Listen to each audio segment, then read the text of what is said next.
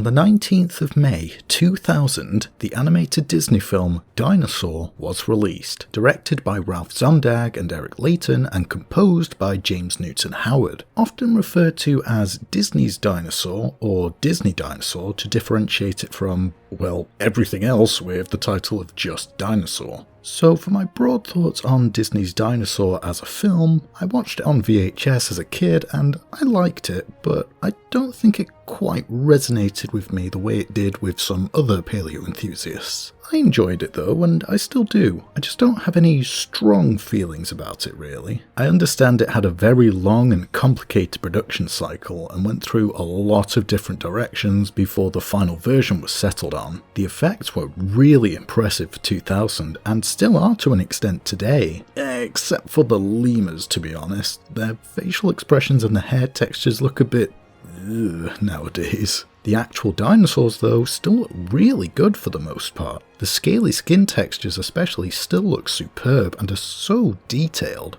The question then arises, how close are these to the flesh and blood animals that once roamed the earth? Now, I fully recognise that the creatures are obviously stylised, considering they're cartoon characters in an animated movie for kids that can talk, so it would probably be unfair to put them under a ton of scrutiny regarding their scientific accuracy. So with all that in mind, I'm gonna do it anyway. Okay, hear me out. I feel Disney's Dinosaur does warrant a closer look with a scientific eye, as I was very impressed by how much thought and care was seemingly put into many of the designs when making this video. So without further ado, I'm excited to look into how Disney's Dinosaur holds up 25 years later.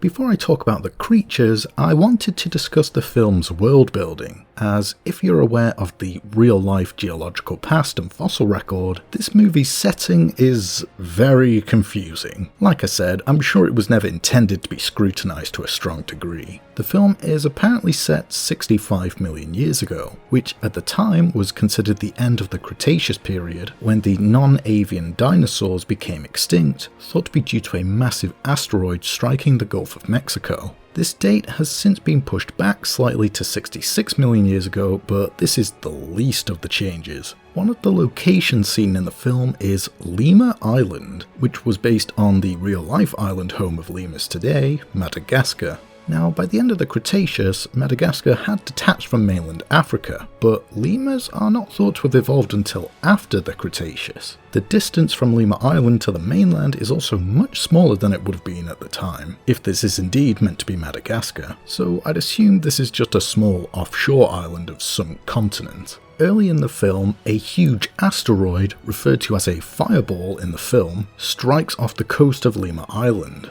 I'm not sure if this was intended to be the Chicxulub impactor as it's called in real life, but it does feel like quite the coincidence that they would set the film at the exact geological time a huge asteroid struck the Earth and for it to just be unrelated. If this is meant to be the Chicxulub meteor, it means that quite a few dinosaur species survived the cataclysm, as we see many different species afterwards throughout the film. Are the animals we see throughout the rest of the film the last dinosaurs remaining on the planet? It's never really made clear, but it's also not really relevant to the story. The character Ema states that Baleen is the last of her kind, known in biology as an endling, which would imply that many dinosaur species had in fact been wiped out. It's also possible they were just assuming she was the last. We could also speculate that the creatures we only see before the impact may have become extinct from the event, but again, it's also possible they survived and we just don't happen to see any of them later in the film. Something else worth noting is that of the 19 creatures seen in the film, only 3 of them were around at the very end of the Cretaceous. It makes sense to start off with the main star of the movie, Iguanodon. Its name means iguana tooth, and it was an ornithopod that lived roughly 125 million years ago during the early Cretaceous period. Ignoring the fact it didn't live at the time the movie is set, let's address the elephant in the room, the lips. So for about a century, when this movie first went into production in the 1980s, Iguanodon had been known to have a beak. So it's interesting that knowing this, they still went with Iguanodon as the protagonist after deeming it too difficult to animate them speaking with a beak and make them expressive, so opted to give them lips. What's weird is that they still have the beaks beneath the lips, but they're treated like teeth when characters smile or grimace. All the Iguanodon characters have different designs and resemble other iguanodonts that at the time were referred to as species of the genus Iguanodon. Aladar would be Iguanodon itself, Iguanodon bernisartensis, along with many of the non-speaking Iguanodon in the film. Nera, and pretty much all the female Iguanodon, could be Mantellisaurus, formerly Iguanodon mantelli, due to her lighter build and thinner forelimbs, and Kron and Bruton could be Altirhinus, formerly Iguanodon orientalis, with their enlarged nasal regions. The hands are almost perfect, with the only issues being that the wrists are now thought not to have pronated, and the fourth digit, aka the outermost weight-bearing finger, shouldn't have a claw. The first digit is the iconic giant thumb spike, and the fifth is like a prehensile pinky. The back feet have the right number of toes with 3, but the middle toe should be slightly longer than the other two. If they were going to set it at the end of the Cretaceous in North America, they could have had the characters be the Hadrosaur Edmontosaurus instead maybe, but perhaps they felt the long duckbill face, especially with reconstructions of what was known as a Natatitan at the time, looked too silly maybe. I don't know. The head and the rest of the body basically look perfect for the time though, cartoony features on the face notwithstanding of course. Up next we have the related Hadrosaur Parasaurolophus. Its name means near-crested lizard, and it lived during the Campanian stage of the Cretaceous period around 75 million years ago, so slightly too old to appear at this time. It is of course most famous for its distinct tube-shaped hollow head crest, and the head looks perfect for the species P. walkeri. The crest was thought to have been a resonating chamber in life and to have produced loud honking sounds for communication. This is somewhat portrayed in the film when the animals call, and it sounds quite close to the very trombone-esque sound they were thought to have made. They've been given a thin skin membrane attaching the crest to the neck, which you sometimes see on reconstructions of this animal. But this feature may not be as well supported now due to a study in 2020 suggesting that the tall neck vertebrae supported large neck muscles, leaving less room for the skin frill to connect to. The hands have the correct number of fingers with 4, having lost the first digit entirely, digits 2 to 4 bearing weight, and the fifth lacking a claw and not touching the ground. The 3 weight-bearing digits are correctly reconstructed as combined as one functional unit, but they are now known not to have had individual claws, and perhaps even a single hoof-like claw thanks to the mummified Edmontosaurus Dakota. It was extinct by the end of the Cretaceous, so it could maybe be replaced by fellow crested Hadrosaur Hypacrosaurus, which lived during the Maastrichtian stage, but I appreciate that Parasaurolophus is much more recognisable. Next we have a very interesting genus, Stygimoloch. It was a pachycephalosaur, the dome-headed dinosaurs. It was first named in 1983 as its own genus and was still considered as such when this movie came out, but since 2007 it has been variously considered either its own genus, a subadult synonym of Pachycephalosaurus wyomingensis, or a distinct species of that genus, Pachycephalosaurus spinifer. The name Stygimoloch spinifer roughly translates to Thorny God of the River Styx, which is such a cool name. This model looks a bit off where the head is concerned. Its snout looks much shorter and the dome looks much taller than the skull of Stygimoloch and looks more like that of Stegoceras, but with huge upwards curving horns on the back. These horns don't quite match those on the Stygimoloch skull, neither in shape or size, but the horns may have extended much further than the fossilized horn cores in life. Okay, so this is a bit of post-commentary here. I noticed something whilst I was editing the video, and for a minute I thought I was going insane. So on the collector's edition DVD, they have a 360 turnaround for all of the models that they used in the movie. Well, most of them. I don't know why they didn't include all of them, but whatever. And I noticed that the version in the final film of the Stygimoloch differs from the one on the DVD. because when you look at the one on the DVD on the turnaround, the skull actually matches the Stygimoloch skull really closely. But then the one in the film, it's been compressed. They've made the snout shorter and the cranium and dome taller. Not sure why they did that. But anyway, just something I noticed. So back to the past version of me. It's really hard to tell whether they have 4 fingers or the correct number of 5. Either way, they likely only had claws on the innermost 3 fingers, and the wrists were likely not pronated. They correctly have 4 toes, with the innermost digit not touching the ground. I noticed the tail is really long. Pachycephalosaurs did have proportionally long tails, but I'm not sure if it would have been this skinny in life, but I could be wrong. So the overall anatomy is practically spot on for Pachycephalosaurs, but the head ends up looking like a mix of different species.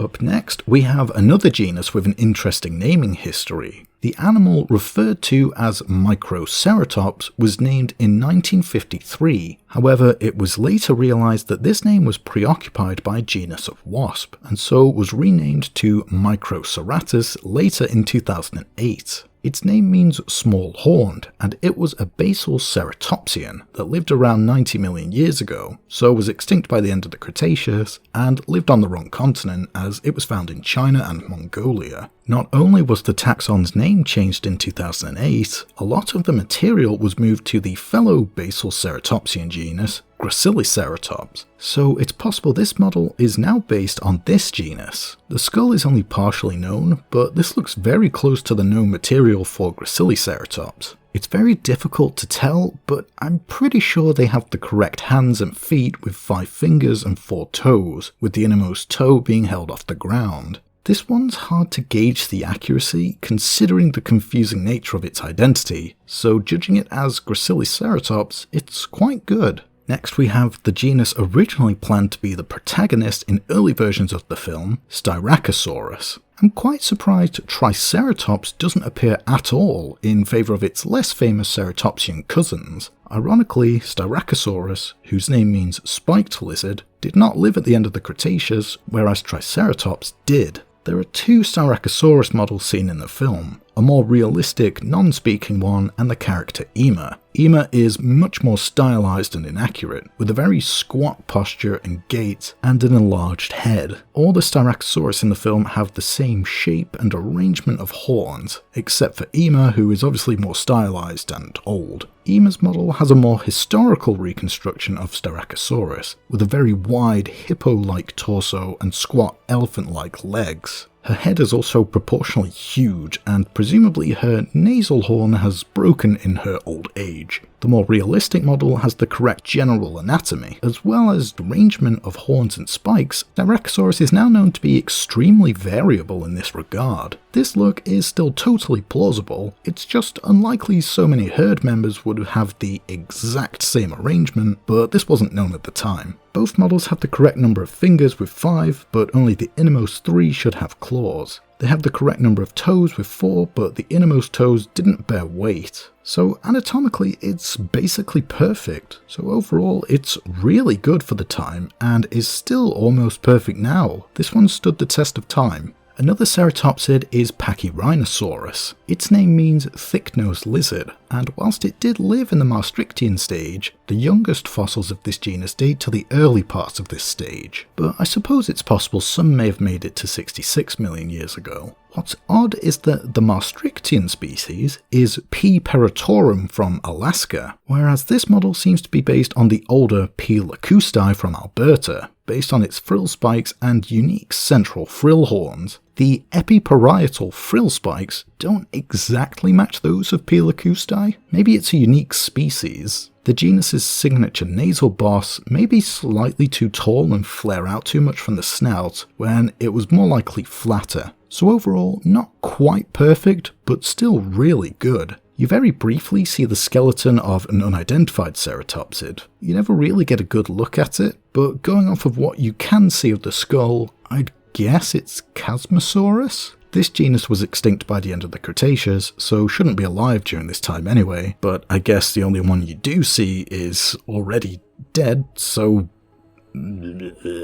Up next we have Ankylosaurus. The only example of this genus we see in the film is the character Earl, who acts like a dog, which begs the question, why can only some of the animals talk? Ankylosaurus means fused lizard, and it did live at the end of the Cretaceous. With that being said, according to designer David Krentz, Earl was based on fellow ankylosaur Euoplocephalus, and it shows as the armoured scutes much more resemble that genus than Ankylosaurus. This issue is further complicated by the fact that since the film's release, many specimens referred to Euoplocephalus have since been reassigned to other genera. One such genus I feel Earl most closely resembles is Scolosaurus. It has a very similar osteoderm arrangement and rounded tail club to Euoplocephalus, but differs in the skull. Euoplocephalus's top pair of horns are short and point straight up, whereas Scolosaurus's are longer and curled downwards, which is a feature seen on Earl, albeit stylized. Earl has the correct number of fingers with 5 and toes with 3. Ankylosaurs were generally quite small by dinosaur standards, but Earl looks to be especially small. Maybe he's young? I can't believe I'm saying this, but the cartoonish dog-like tongue actually has some credibility, as studies of the hyoid bones of ankylosaurs, the bones that support the tongue, indicate they likely had prehensile tongues like giraffes. So yeah, to my surprise, Earl is shockingly accurate, at least when considered as a Scolosaurus. Up next we have another ankylosaur. David Krentz IDs this genus as Tarlarourus. Its name means basket tail, and apparently was originally storyboarded as Placerias, because the team loved its hippo-like shape, but he wanted to make it a Cretaceous animal instead, even though Tarlarourus lived closer to 90 million years ago, but close enough. He chose Tarlarourus as older skeletal mounts gave it a very hippo-like body, and it wasn't until later in the 2010s that it was realised this was due to the ribs being mounted incorrectly. When corrected, its torso was much more like that of a typical ankylosaur. With that in mind, this model's torso is probably too tall and narrow now. The scene really shows the hippo-like qualities the producers wanted, as they look very squat, the tail club is really small, and the armoured scutes are almost flat against the body. It's very odd and results in a heavily stylised Tarlarourus. The head at least looks basically spot on. The only sauropod in the film is Brachiosaurus, one of whom is the character Baleen. Its name means arm lizard, and this model has the appropriately long front limbs. With that being said, this model is based on the highly complete specimens found in Tanzania, which were referred to the species Brachiosaurus branchi at the time, but later in 2009 were referred to their own genus, Giraffatitan. The actual North American Brachiosaurus, B. altithorax, is in fact very poorly known. Judging it as Giraffatitan, the head has the outdated reconstruction of sauropod nostrils being on top of the head, when they are now thought to have been on the snout like most animals. The head is also shrink-wrapped and likely would have had much more soft tissue over the nasal chambers connecting the top of the head to the snout, perhaps even supporting inflatable structures. Baleen is shown to have a very flexible neck, far more so than an actual animal would have had, but she's of course stylized, and many scenes in the film need her head low to speak with the other characters.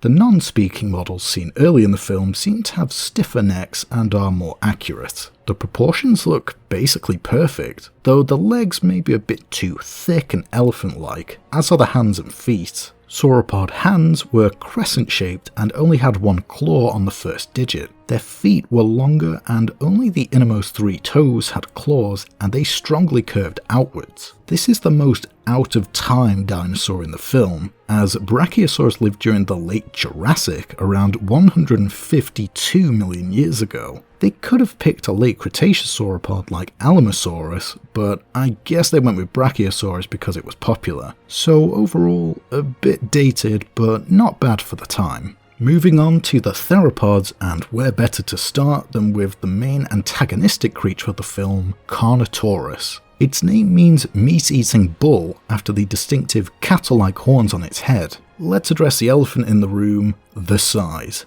This thing is massive, like we're talking almost kaiju sized. With that being said, the design is awesome and instantly became iconic. Where accuracy is concerned, the head is roughly the right shape and profile, but it's quite wide when Carnotaurus had a very narrow skull. Soft tissues probably would have fleshed out the head in life, but probably not to this extent. The iconic horns look to be well within the realm of possibility based on the skull, and it's possible they may have extended far beyond the bony horn core in life, so this may be quite a conservative shape for them. Theropods are also now thought to have had lips rather than having their teeth exposed. The entire animal looks to be really bulky, probably to make it more fearsome. The arms have the correct number of fingers with 4, but the arms are now thought to point backwards rather than the more typical theropod arms seen here. The legs look to be the right length, though the feet look too big. Carnotaurus also has a very distinct broad tail base, thought to have housed huge muscles to pull the legs back, suggesting it was a fast runner. Whilst we do see it running a fair amount in the film, the tail looks to be that of a more typical theropod. Carnotaurus is one of the few theropods we actually have skin impressions of, which show it was covered in small, leathery scales interrupted by rows of much larger feature scales that ran the length of the body, which are portrayed on this model, albeit exaggerated. It lived in Argentina around 70 million years ago, so a bit too old to appear in the film and wrong continent, but its role could easily be replaced by Tyrannosaurus, which it was going to be originally but was replaced due to its devil-like look. So overall, it's enormous, highly stylized for the sake of looking cool, and is missing some of Carnotaurus' unique traits, but shockingly, it's still fairly accurate-ish, and has a very intimidating presence in the film whenever it appears. Next, we have Struthiomimus. Its name means ostrich mimic, and as its name suggests, was very bird-like with a toothless beak and long-running legs. Anatomically, the model's basically perfect aside from its wrist being pronated, it's just lacking feathers. Bird-like theropods like Struthiomimus are now uncontroversially thought to have had feathers at some stage of their life cycle, be it just as fluffy down as chicks or maintaining full plumage to adulthood. Ornithomimids like Struthiomimus are thought to have had full pugnacious feathers as adults, even having wings but being flightless. So yeah, really good, just naked. Up next we have Oviraptor. Its name means egg seizer, due to the first fossils of the genus discovered in the 1920s being found with an individual over a nest of eggs, presumed to belong to another dinosaur, and stealing them. Years later, in the 1990s, it was found that the eggs actually belonged to the oviraptor itself and most likely represented a parent brooding its eggs when it was caught in a sandstorm and died. Despite this being known about at the time, the movie goes for the popular egg thief trope anyway. It's entirely possible oviraptorosaurs did indeed eat eggs, as they are now believed to have been omnivores. There's just no evidence that specifically supports this theory. Another aspect in which this reconstruction is dated is that many specimens once referred to Oviraptor were moved to a new genus in 2001, Citipati, but this wasn't published until the year following the film's release. This model looks to be based on specimens now referred to Citipati, as it possesses that genus's tall head crest. They've given it the correctly shaped beak, with its tooth-like bony projections on the top jaw. They've also given it a wattle, like some birds have, which is a nice touch. The only real issue, other than the pronated wrists, is the complete lack of feathers, and that it was extinct by the end of the Cretaceous, but otherwise this is a really good model of Citipati for the time. Its role could have been replaced by the genus Anzu, but it wasn't described until after the film's release. Next we have the secondary antagonistic creature of the film, Velociraptor. Its name means swift seizer, and again, anatomically perfect, just with pronated wrists and lacking feathers. It has the signature sickle claw on the second toe. I'm happy to see they based the head on the actual skull, rather than going for a more bulky Jurassic Park inspired head. It lived in Asia around 75 million years ago, so wrong place and time to appear in the movie. Its role could be filled by Achiroraptor, a close relative of Velociraptor that lived in North America at the end of the Cretaceous, but it wasn't described until after the film was released. The last dinosaur is the ancient bird Ichthyornis. Its name means fish bird, and it appears as a background creature. You never really get a good look at it, but from what you do see, it looks to be basically spot on. They should have teeth in their beaks, and I can't tell if this model has them, so I won't critique it. It lived in North America from around 95 to 83 million years ago, so was extinct by the end of the Cretaceous, but it is at least shown living alongside Pteranodon, and they may have squabbled over food like is shown in the film. Speaking of, the first non-dinosaur creature we're looking at is Pteranodon. This model is clearly based on P. sternbergii due to its distinct teardrop-shaped crest. It may or may not be its own genus, Geosternbergia, but currently P. sternbergii is accepted. The name Pteranodon means toothless wing, and the head looks perfect with the distinct crest and upwards curving toothless beak. It's hard to tell, but the non-wing fingers are now thought to be held palm forwards whilst in flight with the fingers pointed outwards. Otherwise though, anatomically it's basically perfect. It lived around 85 million years ago, so would have been extinct by the time the film is set. Its role could have instead been replaced with Quetzalcoatlus. Probably the strangest creature in the movie is the completely fabricated gliding lizard. According to designer David Krent, the directors wanted the bizarre Triassic reptile Longosquama, but in an effort to keep all creatures to Cretaceous animals, they opted to create a flying lizard similar to Longosquama. This is seen in its membranous wings, as they look strikingly similar to the strange spines of Longosquama which are arranged in a single row on the real animal, and were almost certainly not used for flight. They're similar to those of Icarosaurus, another Triassic reptile with membranous wings for gliding, similar to modern Draco lizards. It also has little wing canards at the base of its tail. The head looks like that of a chameleon, with their distinct turreted eyes and a small head crest. All these weird chimeric features almost make it feel like a precursor to Rex the Silurosaurus from Primeval, another kind of strange gliding reptile from the Permian period, whose design was subject to a lot of creative liberties. So yeah, I don't think it's even really possible to judge the accuracy of this thing. Next we have the creature referred to as a labyrinthodont, a generic term for extinct amphibians and amphibian-like animals that has largely fallen out of favour now. There are many genera that fit this model's appearance, with the best candidate being the Cretaceous-aged Coolosuchus, based on David Krent's effort to make all the animals Cretaceous. Its name means Cool's crocodile, after the paleontologist Leslie Cool. The proportions look to be correct, with the very broad and flat head and salamander-like body. It lived in Australia around 125 million years ago, so wrong place and time to appear in the film. Maybe a crocodilian of some kind would be a fitting replacement. An excellent model of an animal that appears on screen for only a few seconds and is inconsequential to the plot.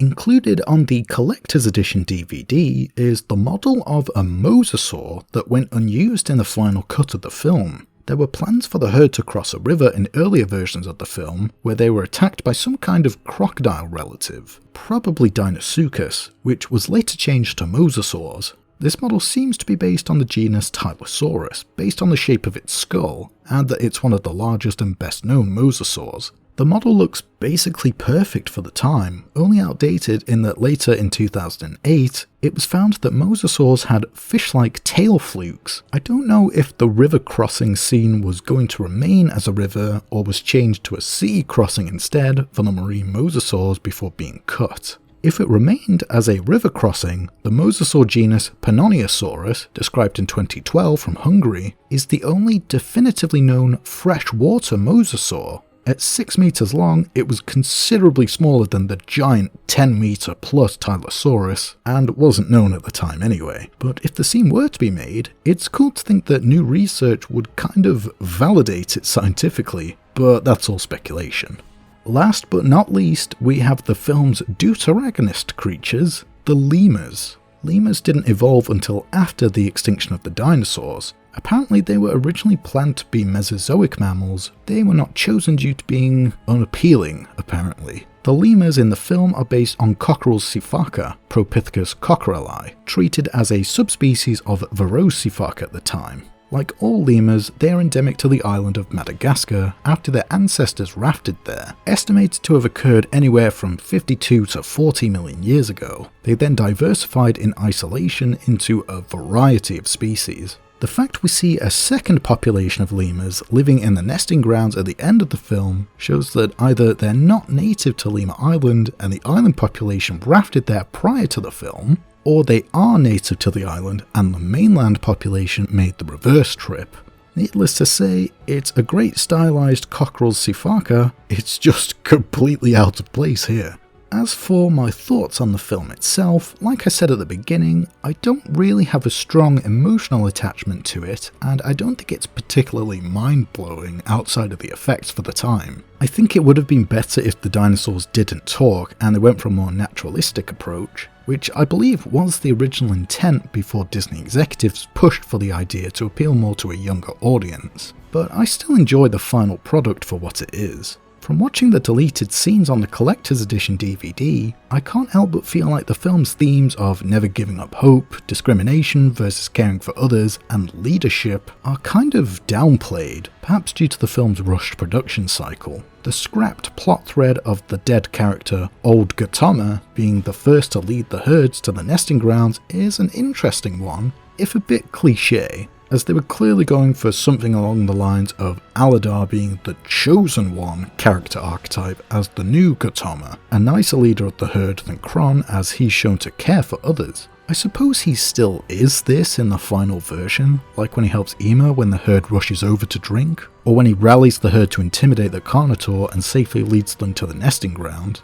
But again, it feels downplayed. Perhaps they abandoned these elements due to time constraints, or maybe they felt it was a bit too similar to The Land Before Time, or they wanted it to be simpler and more light-hearted for a younger audience. Even some of the slightly altered versions of scenes that remained in the film, I feel enhance the darker undertones. Death on the Trail shows a Stygimoloch collapsing from exhaustion in place of the juvenile iguanodon just falling down before being encouraged by Nera. This is somewhat retained in the final version, as we later see a Stygimoloch corpse being scavenged by a Carnotaur. I think this does better enhance the realities of Kron's leadership at the herd, but I can understand why they opted for the more optimistic approach that they went with. Struggle for a resting place shows the various different species squabbling over space. You could argue this has themes of selfishness and maybe even xenophobia. Dinosaur xenophobia, mind you, but the principle is the same. Again though, this may have been seen as too similar to Land Before Time. Maybe I'm just reading too much into it. This screenshot will never not be funny to me, by the way. So 25 years later, Disney's Dinosaur remains as an interesting and experimental film by the animation giant. It acts as an odd blend of cartoonish and realistic dinosaurs, making it a very unique piece of paleomedia in that regard, as it falls close to the middle of these two extremes, which I think adds to its charm, and it's been fun to look back at it again after all these years. Thank you guys so much for watching. Please do like, comment and subscribe, as it helps a ton. Bye bye now.